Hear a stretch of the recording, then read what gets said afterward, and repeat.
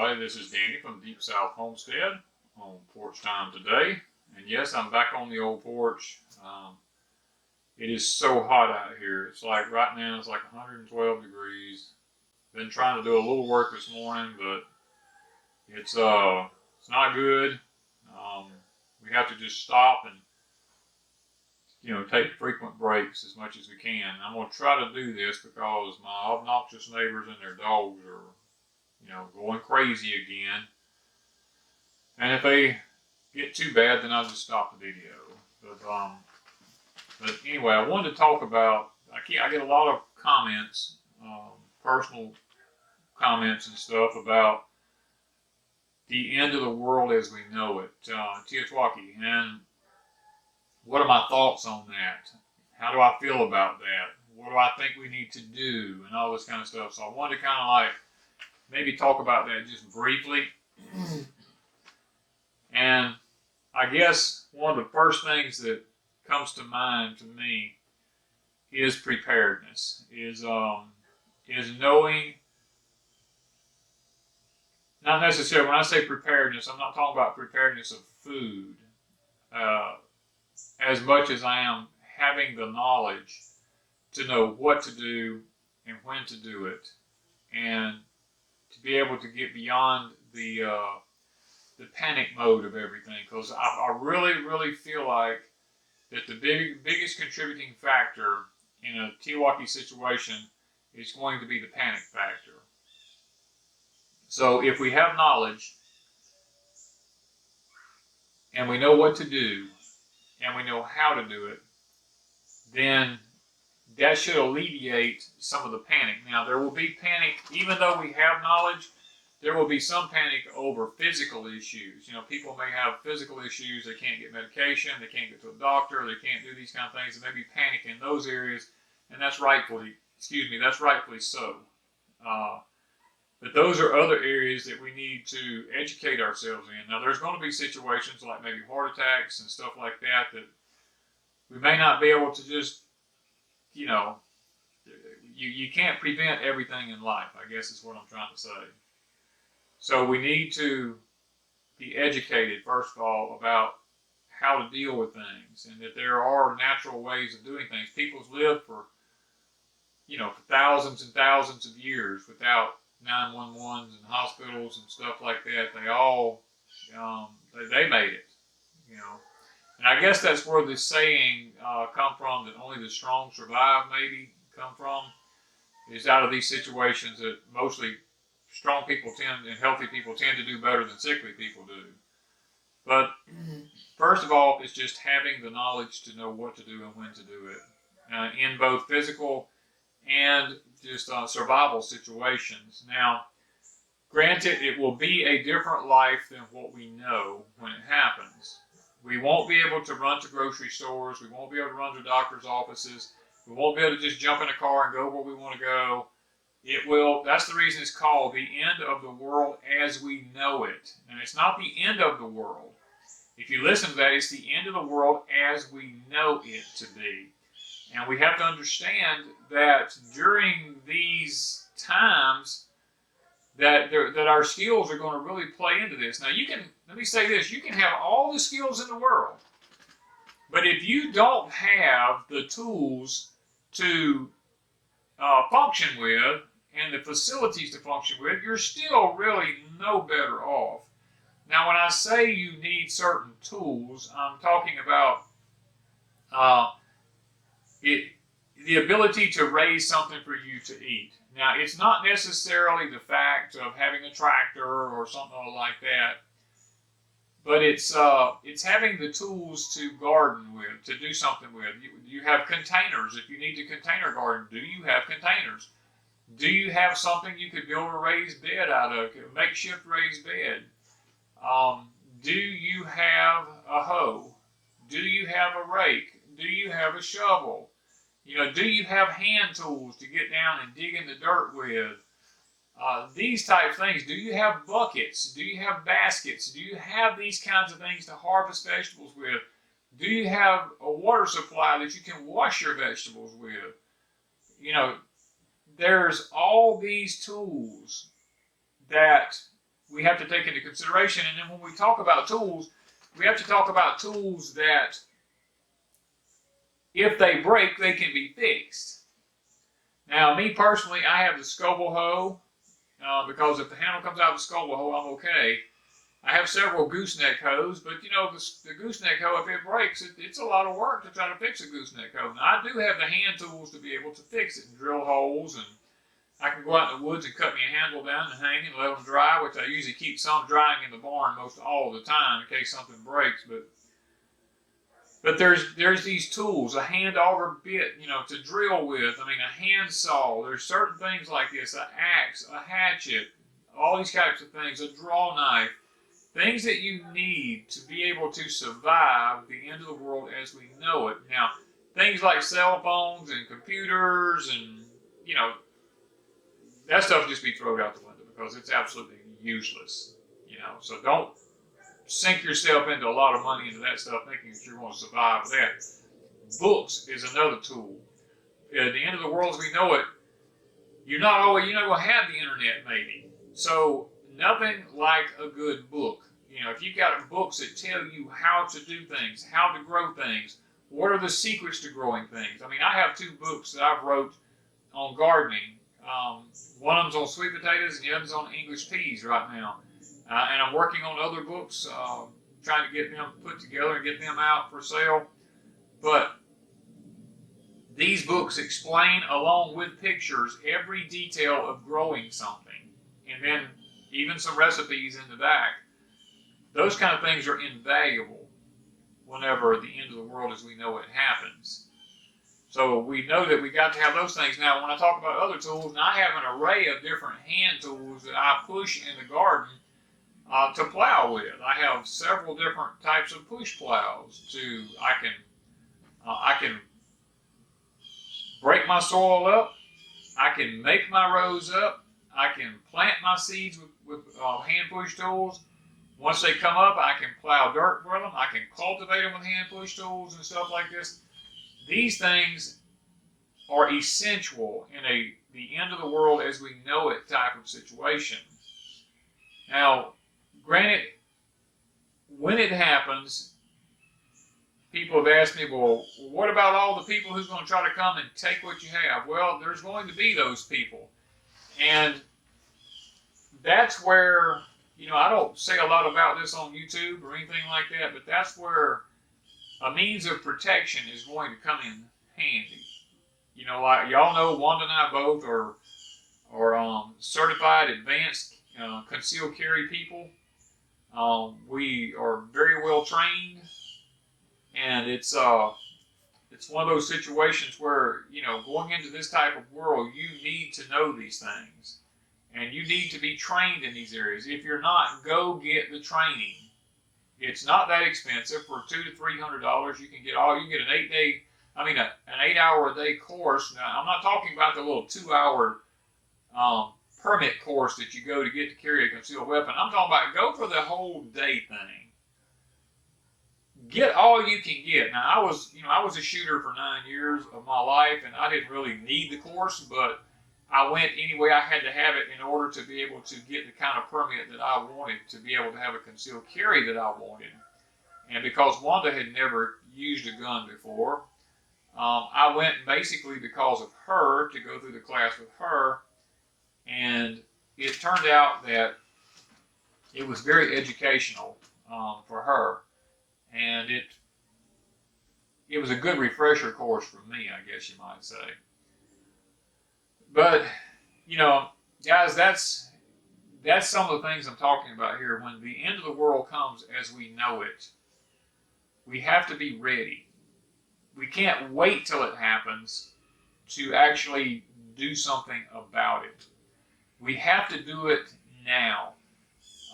We have to have contingency plans. We have to have backup plans for things. If something doesn't work, then we have to know what to do next. We have to have plan A, plan B, plan C. And I know a lot of people goes, well, that just makes life too complicated for me. If I can't just live, then, you know what, if that's your mentality, then perish with the rest of them. That's the way I look at it. We need to have the right mentality. We need to store up. We need to stock up. We need to be prepared with hand-operating tools. Our forefathers did not have tractors and, you know, all the modern convenient things in life. They had a horse or a mule and a plow and a hand plow and a hoe or a rake or shovel. They had animal manure. They cleared all new ground, planted in new ground. They didn't push off all the topsoil with a dozer and then come in there and try to put a garden in there. They went in there and cleared the trees by hand with grubbing hoes and axes and stuff like that, and left all the leaf matter and the leaf mold and stuff like that, and turned all that in with a mule, and they planted around stumps that they couldn't just burn out, which they usually burnt most of them out eventually. And then they had biochar in the soil, which was a benefit to them anyway. They preserved their soil. Now, granted, they put manure in the ground and stuff like that, especially in little victory gardens or kitchen gardens or stuff like that. They continually fertilize those with animal manure. But the big fields, I mean, let's just be honest. My grandparents told me most of them were sharecroppers. When they didn't have fertilized, you know, they just fertilized a piece of property till they fertilized it to death. And once it was fertilized to death, they had to move on to another piece of ground and let that just lay. They would go back in, they would put some cover crops on it and let it just sit there, nitrogen fixing cover crops, and they would just let it lay for years. And every year they would put a cover crop, another year they put another cover crop, and then put another cover crop. After 3 or 4 years, the soil had built back up some nitrogen and nutrition so that they could go back and reuse that piece of soil again. Now, that's the way it used to be. Nowadays, we have all the soil amendments that we need to be able to amend our soil. I mean, I just did a video here a week or so ago on soil test and soil analysis and stuff like that. I'm still adamantly trying to locate what I need to fix my soil. I've located the zinc. Now I'm trying to locate the potash that I need and a particular type of lime that I need that doesn't have these other chemicals in it, because my soil is already high in those chemicals and I don't want to add those back to it. So and it's not wintertime. It's not like I could go out and burn a fire and get fire ash from it, because it's just, when it's like it is now, it's way over 100 and something degrees out here and I'm sitting here wringing wet with sweat. I can't just go out and start burning fires to create ash. That kind of stuff has to be done in the winter time. Whenever we have fireplaces, we save all of our ash and we put it over into the garden during the winter months to build up the soil for the summer months. So this is one of the ways in which we amend our soil during these things. And this is knowledge that you will need if the end of the world as we know it happens. You'll need to know how to take those hardwood ashes out of your fireplace, and you'll need to know how to build a lye box to put it in to get the lye out of it to be able to make soap. And if you're going to make soap, then it means you're going to have an animal to butcher to get the fat from. So you're going to need butchering skills. You're going to need to know how to butcher an animal. And if you don't have small animals, then you're going to have to know how to preserve the meat that you have. And the end of the world as we know it, one of the things we do for it, right now, I store up salt. You can buy it in 50-pound bags and for little of nothing right now.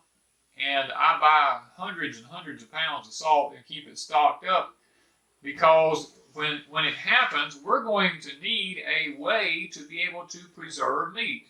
Now, I'm in the South. It's extremely hot here, so that's going to be tough for us. We're going to have to do some dehydration. You're going to have to learn how to dehydrate stuff. You're going to have to learn how to build a solar dehydrator.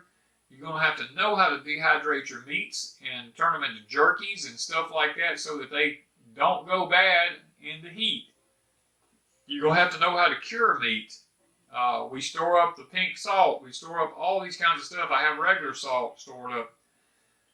You have to have these things stored if you're going to continue to live this lifestyle. And there's not going to be any going and getting salt after this happens. So now is the time to do this. And you know what? If nothing ever happens, what is the worst that can happen to you is that you're overstocked and you have the opportunity to help someone else that's less fortunate than you. I mean, that's the worst that it can be. But what's the worst it can be if you don't heed and take precautions? Well, that's very dramatic there. You could actually starve to death. And starvation is a very slow, painful death. You could watch your kids do without. There's just so much in a situation like this that can happen that we don't ever think about. Now, here at Deepsouth Homestead, I am building an off-grid cabin, and I'm doing it for a reason. I'm trying to build it so that if there's no electricity, I've got a place I can live halfway comfortable. The house I'm sitting here in my house right now, it wasn't built. It was built to modern standards. This house is around 2,000 square. It's a little over 2,000 square feet. After Hurricane Katrina, the temperature done just what it done right now. When that hurricane got out of here, the temperature, the skies got clear, the sun come out, and I mean, it got blistering hot for days on end. I had no electricity for 26 days here. I ended up putting my tent out here on the porch, sleeping in a tent outside with the generator running on the back deck and an extension cord ran through the house, running a little tiny fan inside the tent, sitting there turning and running my deep freezes off of it at the same time and my refrigerators. And when the fan would quit blowing on me at night, I would know the generator went dead around back. And usually by the morning times, it would be cool enough that I didn't have to go crank it right back up. And I knew the deep freeze and the refrigerators were charged. And as long as they weren't open, I didn't have to worry about cranking the generator up until the next morning sometime. So, the bottom line is this. If the end of the world happens as we know it, I'm not going to be able to have gas to do that with, even though I still have generators. So, I'm trying to build me a place that is designed like the old homes were years and years and years ago, and I'm trying to insulate it and wire. I'm trying to do all this kind of stuff for solar. If I can manage to afford to get solar, then solar would be great, but if not, I have the windows placed and I've just built screen doors to go on it and all this kind of stuff so that with the very high peak ceilings and stuff like this, so that air can pass through this thing, and what air comes through it will keep me a little cool. It's up underneath shade trees and stuff like this. I'm trying to use nature to my advantage and the flow of the wind from the hottest times of the year to our advantage. We placed it in a key location based on wind during that time of the year. Now, these are some things that people just don't think about. They think about, well, I'm prepped up for, I've got 5 years worth of food stocked up here. I've got all these dry goods in there and I don't have to worry about a thing. Well, if you've got dry goods, do you have water? Because without water, you're not going to do anything with those dry goods. And plus, without a good water source, you yourself ain't going to make it because you can only go like 3 days without water. So, that's another thing you have to think about, is a water supply. Now here, I'm fortunate enough here at Deepsouth Homestead, we have several water supplies that are all natural. And we have a couple of wells that I can get the water out of without having to have electricity. And plan on probably putting in a couple of more. We're trying to design a rain catchment system over on our cabin so that if we want to use a bathroom, we can take a bath, we have a toilet, we can flush a toilet, these types of things. We're stocking up things like toilet paper, things to this nature, things that when at the end of the world as we know it, now we won't be able to last forever like this, don't get me wrong, but Wanda has learned to use things like family cloths and stuff like that so that we don't use as much toilet paper anymore. And if so, guys, look, toilet paper ain't been around forever. People live hundreds and hundreds of years without toilet paper, and they got along just fine. There's other ways, you may have to have an outhouse. There's lots of things that you might just have to do. You know, in the end of the world as we know it, will take a lot of adjusting to get used to. That's going to be one of the biggest factors, is the adjustments that we're going to have to make as a people and as individuals. And it's going to be a time where tension's going to be kind of high. People's probably not going to get along with each other as well as we think we might. People who don't have or didn't prepare are going to see people who do have and did prepare, and they're going to want to have some of it. They're going to want to borrow from them. They're going to want to steal from them. They're going to try to take what didn't actually belong to them if they can't just get it some other way. And that's going to become the life that we will know. And it's at that point that you will need to know if you can use a weapon or not. I'm not advocating violence, but the bottom line is this: it'll be you or them. And if you've got small ones, and you've got a spouse and stuff like this, then you're going to have to make a conscious decision about being able to protect them. And guys, so, you know, the end of the world as we know it is not going to be a pleasant time. The Bible talks about this and to some degree, and it says, "Come out of her, my people."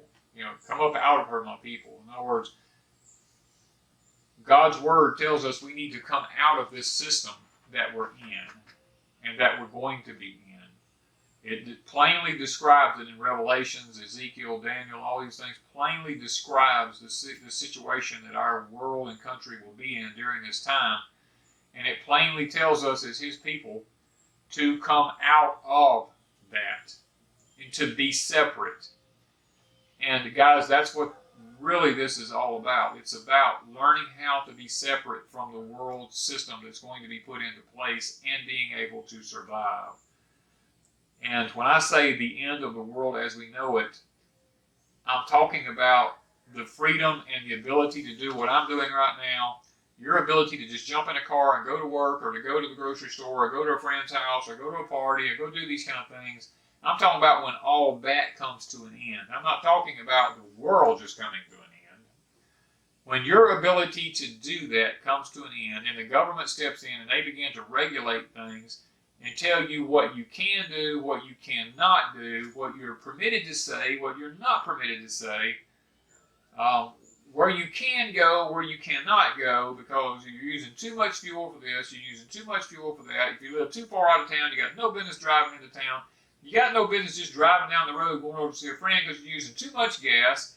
You're putting out too many carbon emissions into the atmosphere, so therefore you're destroying our atmosphere, and you should be punished because of that, is the way they look at it. When that day comes, then you're going to need to know how to survive on your own or as a community, because you're not going to be able to do things the way you used to do them. And that's going to be extremely hard for the society that we live in today, when they can't pick up this little device they hold in their hand 24 hours a day and sitting there punching buttons on their thumbs and fingers, or the little couch potato people can't sit in front of the TV with their little remote things playing games and stuff like this. When they actually have to get out and do something to survive, rather than just draw a check and go to a grocery store and get what they want, that's when we're going to start seeing the problems. The couch potato people are the people who's going to want to take and steal, or the people who sit around on porches all the time and never done anything in their life but drink a cold one and stuff like this, and they spend all their money on alcohol and tobacco and all this kind of stuff. They never prepped for anything. They'll be the ones that'll try to come in and try to take what legally doesn't belong to them, because they're like, well, I deserve it. You know, no, you don't deserve anything but what you get. If you prepare, then that's one thing, and you run out, that's one thing. I will help anybody who prepares and if they run out. But if you've done nothing to prepare, and then when that time comes, you expect me to take what I have and give to you because you did not prepare, I'm going to go back to the Bible and I'm going to say, what does the Bible have to say about that? Well, I take the parable of the 10 virgins. All 10 of them got some oil and went on the journey. When they stopped for the night, 5 of them had enough oil when the master came back during the night to continue the journey. The other 5 says, give me some of that oil so that I might. And they said, no, go back to where you bought your other oil from and get more. Well, you know the story. They went back, and when they come back, they were gone. They were left behind. Now, there is a spiritual application to that about salvation, but there's also an application to that that lets you know you need to be prepared. And yes, you hear the rain frog because it's so humid out here right now. He's even crying for rain to get a break from this heat. But guys, that is my point altogether. We need to be prepared for what's coming. We need to prepare ourselves. We don't need to sit back and twiddle our thumbs and say, oh, well, you know, the Lord, He's going to take care of me. Well, the Lord will take care of you if you try to take care of yourself. But if you sit back and do absolutely nothing and you expect Him to do everything, then you're going to have a problem. He expects us to do our part. Okay, guys. The neighborhood is waking up. Noise is starting to get in the background a lot, and I don't want that to be overpowering in the video and your mind be focused on that. So I'm going to draw it to a close right now and say, think about the end of the world as we know it. It's not the end of the world. It's the end of the world as we know it. Think about that. And thank you guys from Deepsouth Homestead.